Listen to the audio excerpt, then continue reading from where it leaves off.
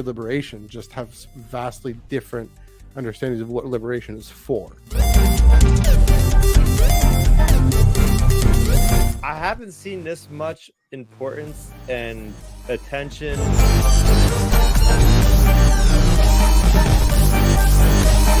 The story itself is a really wonderful, really great setup. Tractor beam has been engaged. Fun.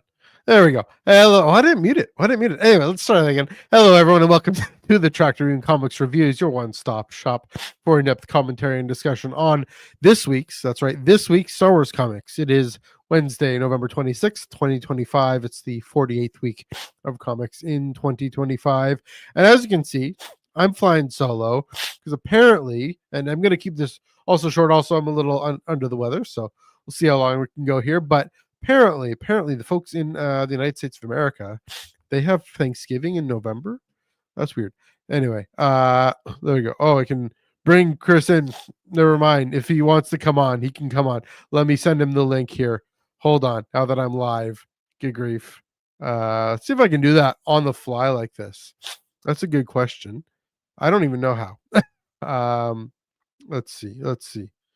Anyway, I don't quite know how to do that. So, let's maybe there we go. Figure it out. Okay, Chris. We're coming. I should have done this just in case, sending you the link over the messenger. There we go. Okay. Anyway, until Chris can pop in and say hi. Apparently, down in those United States of America, they have Thanksgiving in November, and apparently Thanksgiving's tomorrow. So So Chris is enjoying the festivities, but we'll see when he's able to pop in. Send him the link over the messenger apps, the Meta Messenger apps. But anyways, I'll dive in, get the plugs out of the way and all that. You can follow us on the Tractor Beam Comics Reviews. Follow us on Blue Sky. I'm all mixed up here. There we go. There he is. He's here. I'm just gonna sort that out. There you are. How's it going? Surprise. Yeah. As it turns out, you're here. Welcome. Happy almost Thanksgiving. I couldn't let you do it by yourself. There we go. Man, I was like, I'd only go 45 minutes from my couch. There we go. All right. Well, seeing as you're happy early Thanksgiving to you almost. Yeah. That's Chris. I'm Matthew, coming to you from Underworld North Studios in Toronto. Chris, how you doing this week? I'm doing great. Yeah. I'm ready to talk about a pretty awesome Boba Fett comic that I sent you a couple messages about, and the alternative events, I'm able to make it tonight. So here we go. Okay. I thought I was gonna go solo, but here we go. So we're definitely gonna dive into that. Let's get my reset here, get the plugs out of the way. Again, you can follow us on Blue Sky at the Tractor Beam. That's the tractorbeam.biscuit.social. Search Tractor Beam Comics Reviews. And for Instagram, Twitter, etc., check out the flagship, the SWU. We'll work to get Marvel solicits and everything up there as well. And for everything, Chris is here, but everything Chris is up to, check out Star Raptor. That's STRRAPTER. That's on youtube.com/StarRaptor and Twitter at Star Raptor. Also, if Spotify and Apple and audio are more your speed, we are on Spotify and Apple Podcasts. So check that out. I think we're definitely on YouTube Podcasts right now, but after I record, we'll throw this up to Spotify and Apple, and be everywhere. I guess everywhere else you get your audio podcasts. So do check that out again. Tractor Beam Comics Reviews, or it's the Tractor Beam Star Wars Comics Reviews is how we do it there. Last but not least, we're proudly part of the Star Wars Underworld Podcast Network. And here on the Underworld YouTube channel, we got super chats, we've got YouTube memberships. So if you chat with us normally, we'll get to the comment as Chris saw right there. Your comment. But if you super chat us, I will interrupt whatever we're doing and get to your comment whether it's on topic or not, unless you're a bot. If you're a bot super chatting us, that's a problem. But if you're a real human being super chatting us, we're grateful for any support you can provide to the channel and the network. Last but not least, the Discord server.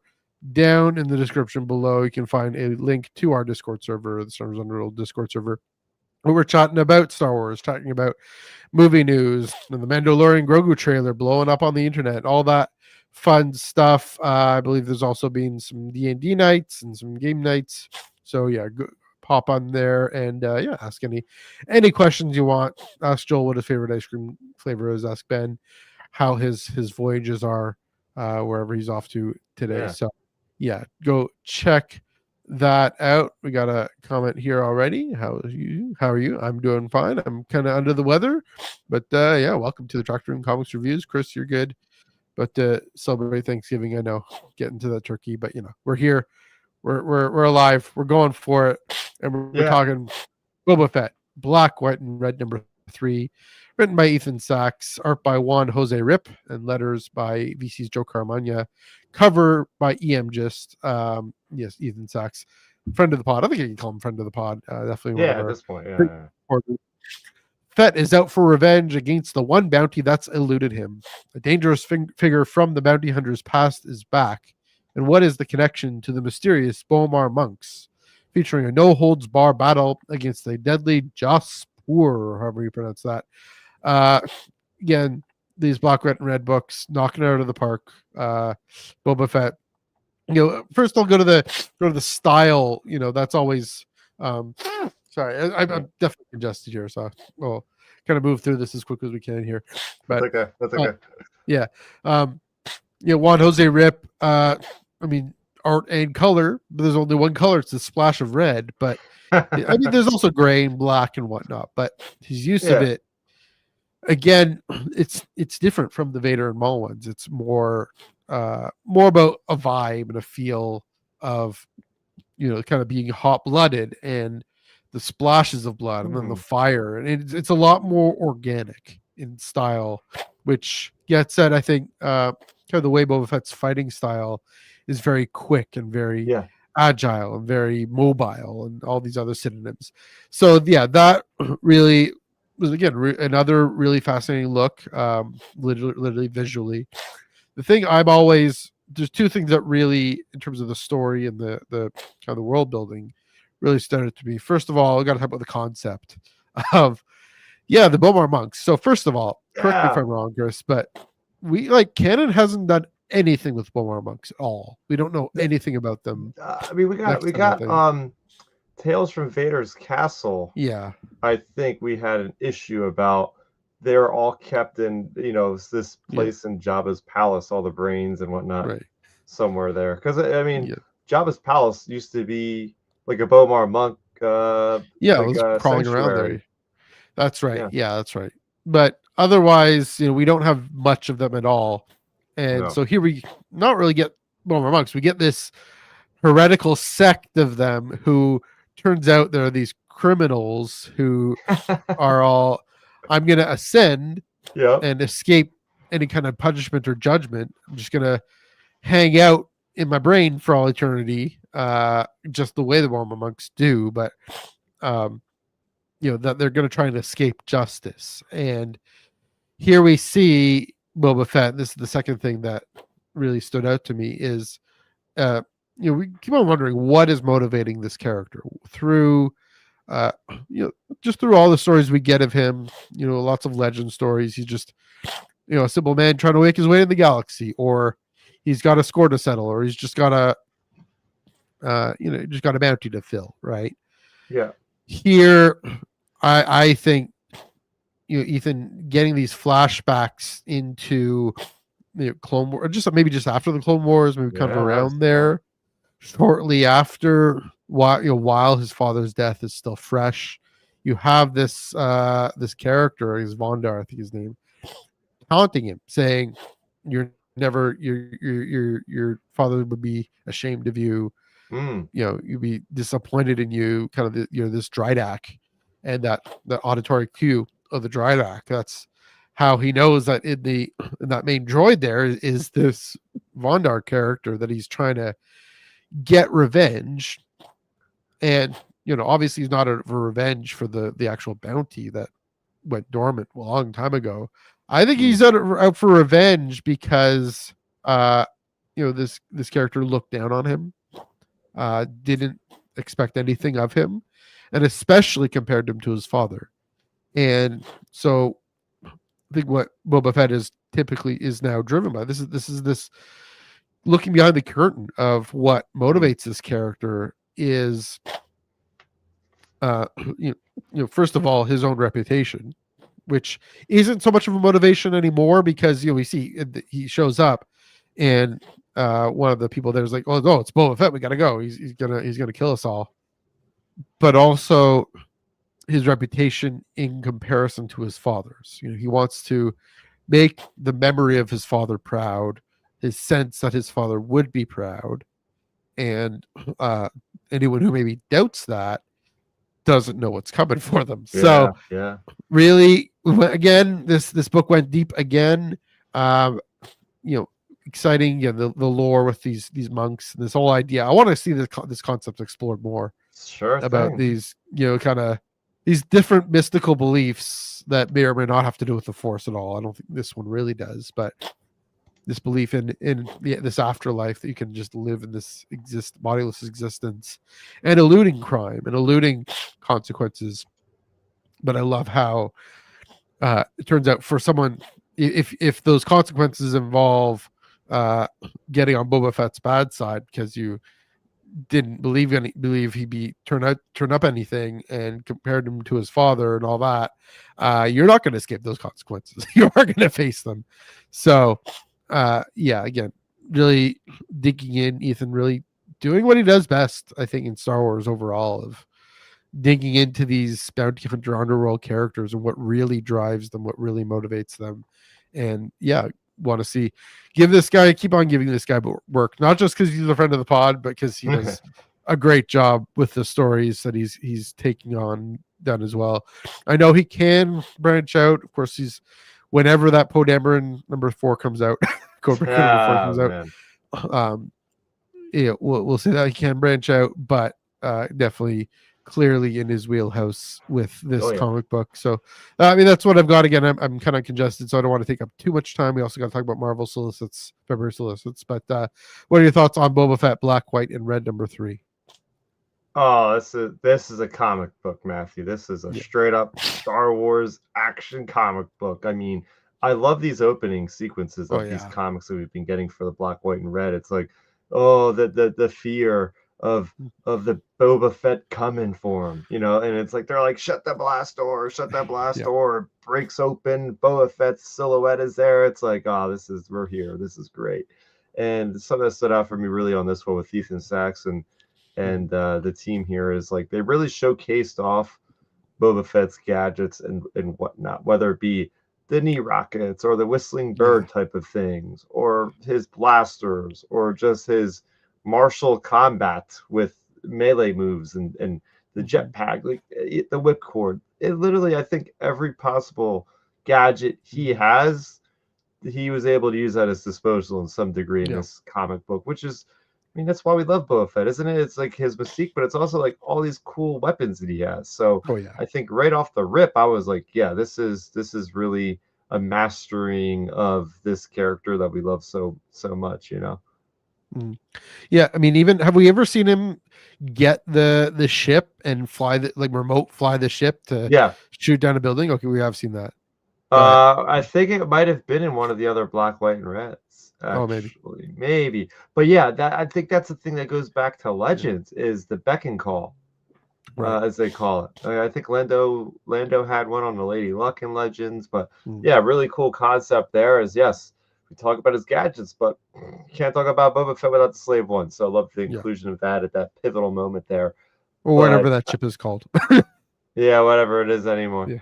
And what's really cool for me that was a shocker is a young Boba Fett. We have not really seen any of that. I mentioned that in my review on my channel.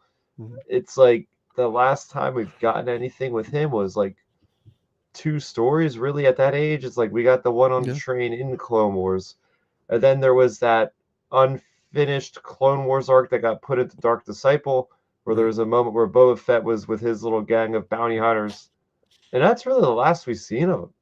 That's really the last we've seen of like that young Boba Fett. I'm so surprised that Lucasfilm took this long to give somebody the reins to do at least a little bit of something for the character, because ever since, the video games here, ever since 1313, that was supposed to be our young Boba Fett origin story, and we were supposed to be Boba Fett going around Coruscant or wherever else we're going, getting the pieces of armor to make the suit, and that was the story. And I'm so surprised that since that game got canceled, we haven't had that in any other ancillary form, whether it be a comic book or a novel or what have you.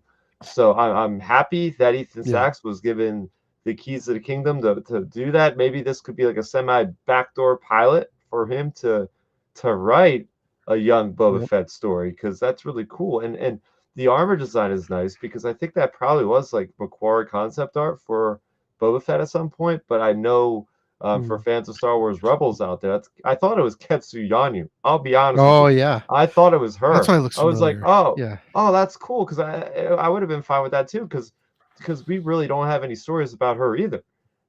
Sabine Wren's bounty hunter friend that we never worked for a Black Sun there. And so I was going, oh, this is a cool character we never see anything of. But then when it was real to be Boba Fett, I was like, oh, of course it was. That makes so much sense.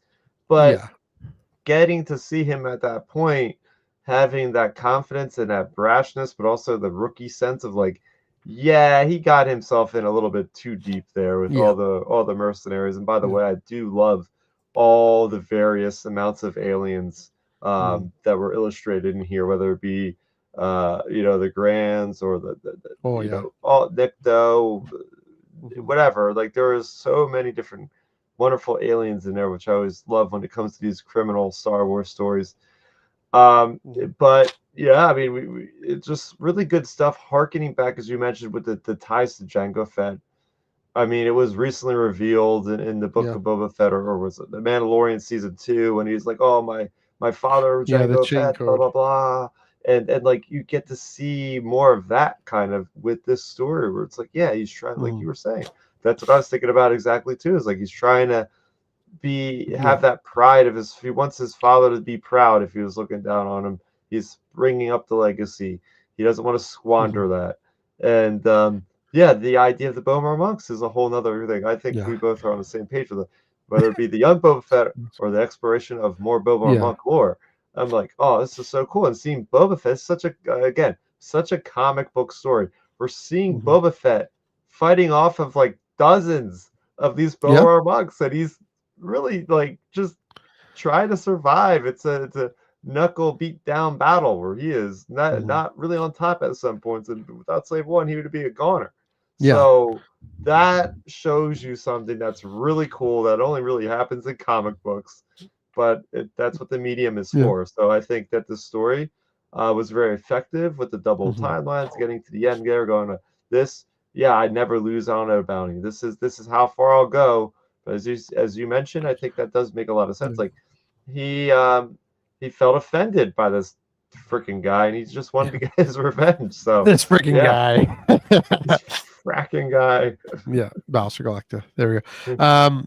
I mean, it is this dire. How's he going to get out of this one?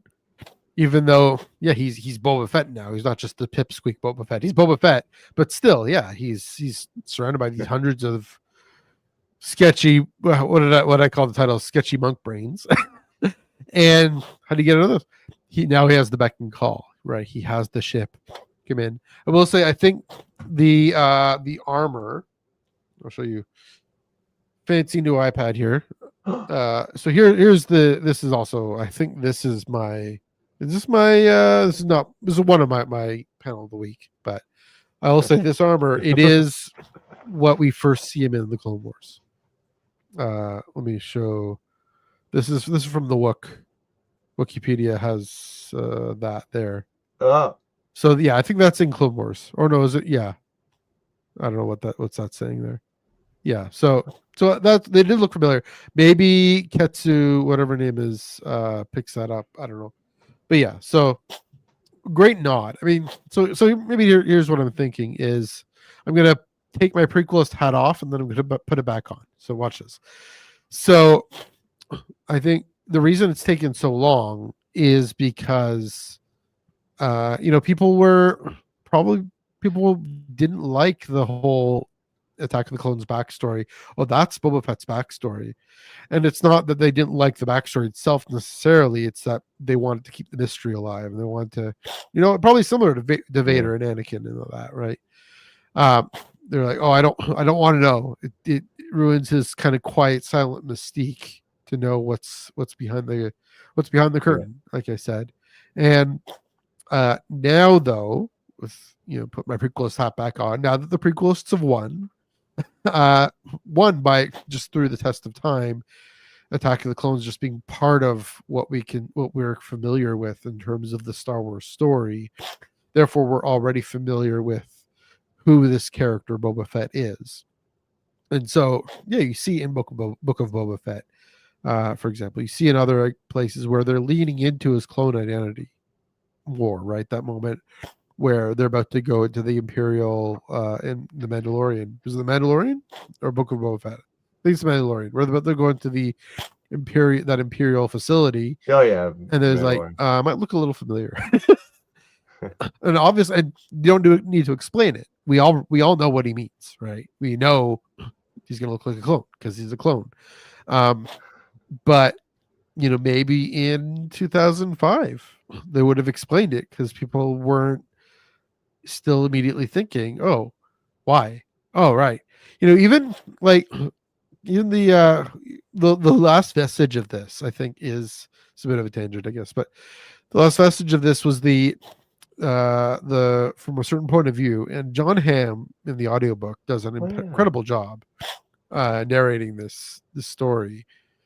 But why doesn't he sound like Tim Morrison? Why don't they just get Tim Morrison to narrate this? Like, I know it's kind of his internal voice, internal mind, but it's like Boba Fett sounds like Tamora Morrison or Daniel Logan. Take your pick, but doesn't sound like John Hamm. Anyway, so to say, now that we're used to it, now that even with Clone Wars being as popular as it is, could they even do a series with Boba Fett, but in this younger armor? I think that's possible now. Maybe, I think it wouldn't be the best idea. I think it's probably better to do it with the new armor, but, and I think there's been there's the Clone Wars arc, how it shows how he finds his father's helmet, I think. And, so can work that in, but yeah, we're far more used to the idea, the reality of this is his backstory. Now we have someone like Ethan Sachs coming in and saying, wow, let's write a whole thing about it. I forget who wrote The Age of Republic. No, it was Jody Houser who wrote Age of Resistance. Oh. But no, Age of Republic. Jody Houser writing that Jango Fett story. But it's really also a Boba Fett story. If you go back and read that, it's all about the two. It was the pair, right? Yeah, I mean, it's them. Oh yeah, that was a good story. It's technically Jango Fett, but yeah, Age of Republic Jango Fett, but it's all about him training Boba and what he hopes for Boba. So yeah, and that was a while ago. So yeah, we're ready, Marvel. We're ready for a young Boba Fett story written by Ethan Sachs. Please do that. That's what we want. There, or Dark Horse. Either way. Oh yeah.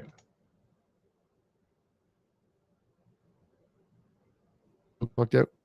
I'm back. Uh-oh. I'm back. I'm here. good. I'm good. You're good. I don't know what happened with my video. It could be my VPN or not my VPN, whatever it is. Anyway, so yeah, we'll quickly.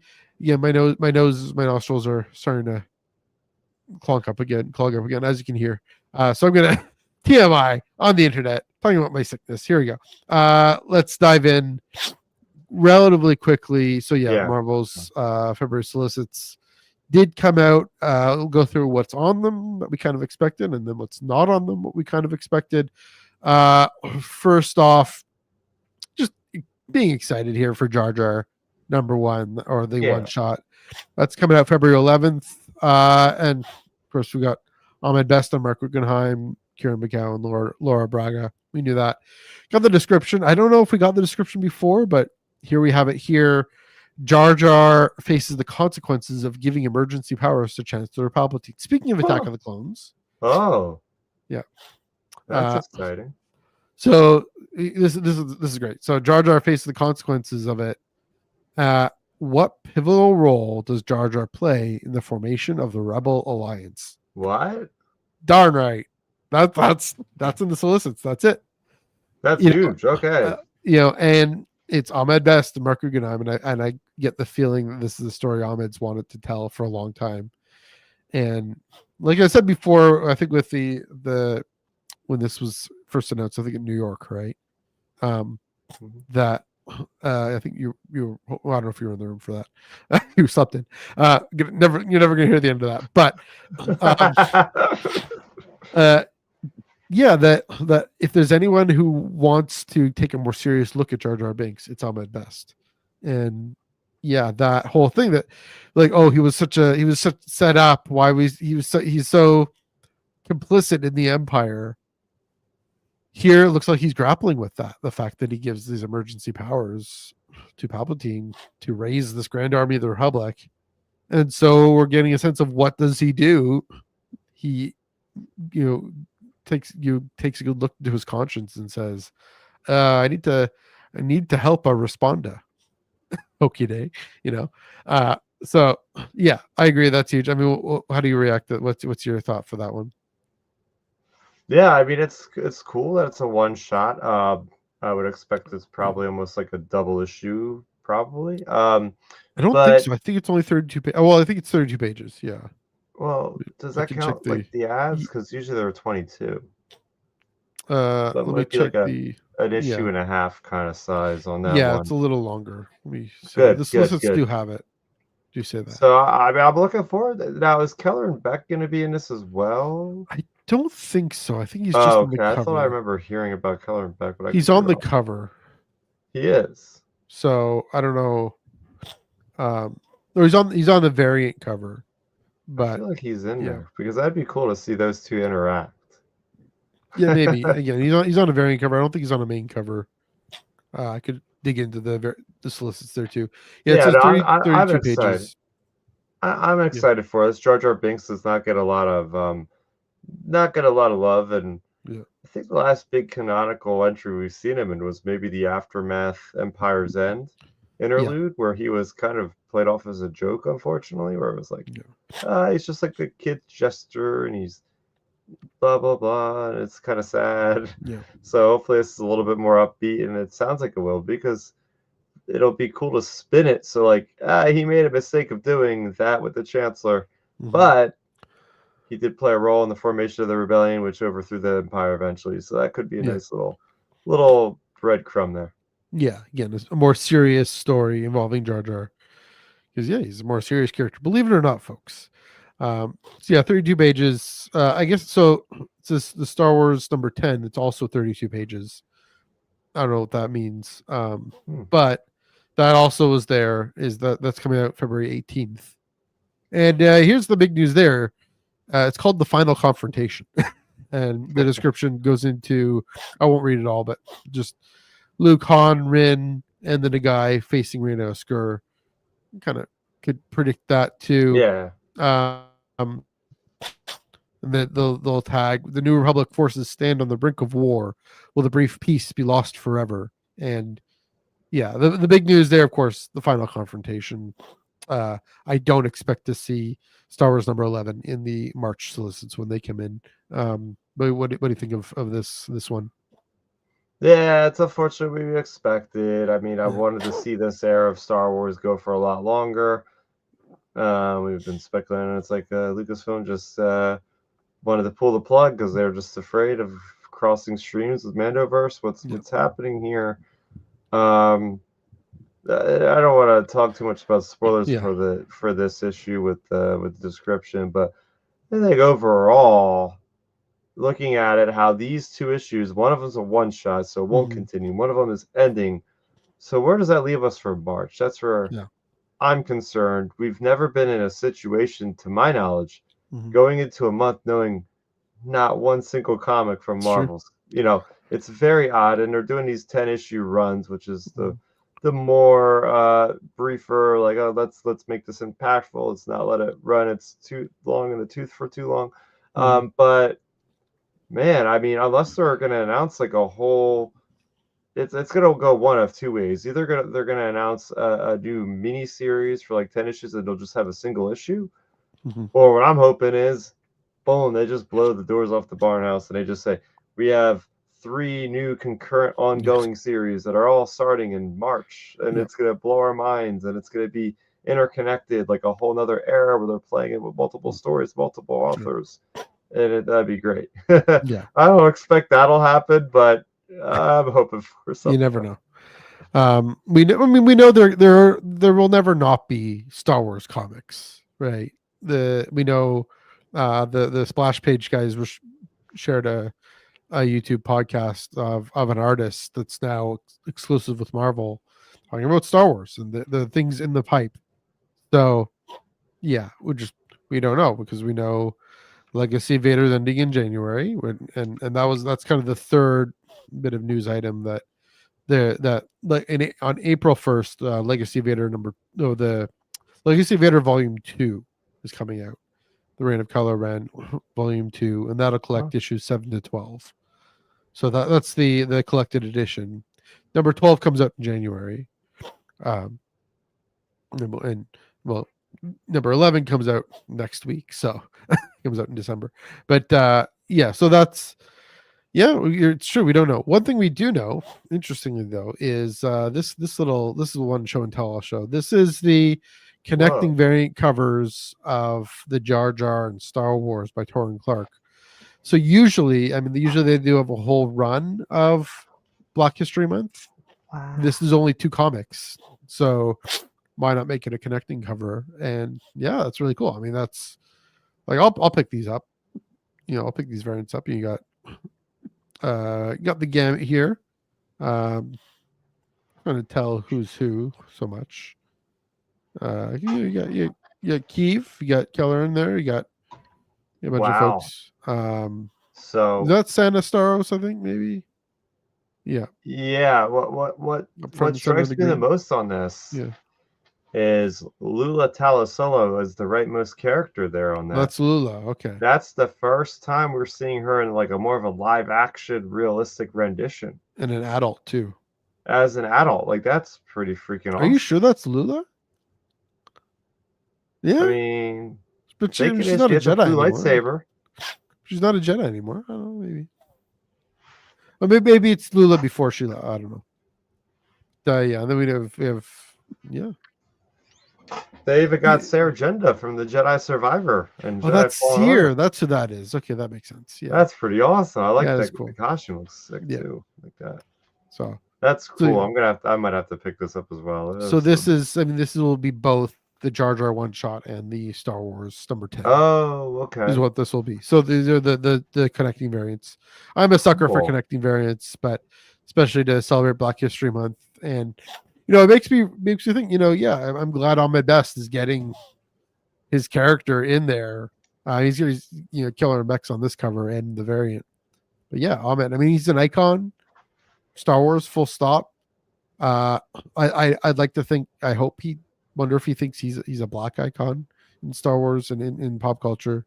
And some of the it's probably true. Some of the hate that he got in 1999 was because of racism, and to see now he's being celebrated in a book coming out in Black History Month. So yeah, happy to see that, and happy to see this these connecting variants there. And then I mentioned I mentioned number 12 of Legacy of Vader. Well, at least the my brain. The collected edition, volume 2. So if you guys want the collected editions, that's when these come out in April 1st. But yeah, nothing too earth shattering, except no new announcement. Obviously no Afra, that's obviously done. No after his father showed up in the book in the Boba Fett. Oh, we forgot to mention that. Yeah, That was a that's right. cool little cameo. Yeah, that was neat. But Of all people, he would be the one to know about the religious cult of the Bomarr Yes. Monks. You know, There we we go. know that from the lore. We know that's like his thing is like the old Force ways, the old Jedi ways, and Mhm. all that crazy stuff. And I think he was Yeah. like really featured in that first volume Yeah. of Doctor F for quite a bit. Didn't even see him at all, or even hear his name mentioned in the last one, but Right. whatever. Yeah. And I think, you know, he kind of looms in the background of Chelly's character a lot too. Just, you know, where she comes from, you know, how like the heart that she has, I think comes from him a lot. So yeah, it was cool to see him. But he gets the arm and here's the signal. So yeah. So anyway, that's the solicits. I'm gonna go drink some tea and take it easy. But yeah, Chris, thanks for popping in. I don't have any last thoughts on the solicits or anything else. No, just everybody in the United States, have a Yeah. happy and safe Thanksgiving. Enjoy your time with their friends and family as it should be. And well, I guess for now, for sure, I'll see you all in 2 weeks. Yes. Not 3 weeks. Right. So yeah. So next week, Legacy Vader number 11 comes out in December. It's December 3rd. I got tickets to a musical. I won tickets, so I'm gonna go to that instead.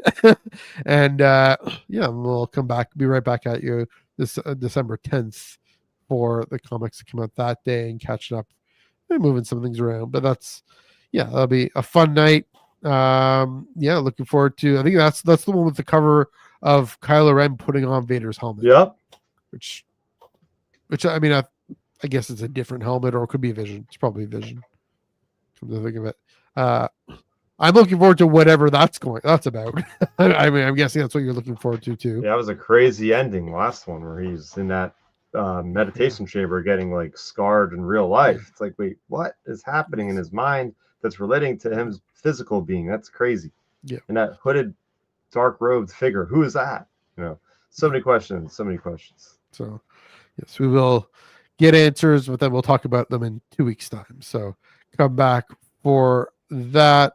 And as Chris, bit of an abbreviated episode, but you know, that's all right. You got Thanksgiving to do. I got Steven Vader. I got Master of Evil to read. Gotta finish that one. So there we go. Yeah, thanks for jumping in. Nice little surprise. Where can they find you on the internet?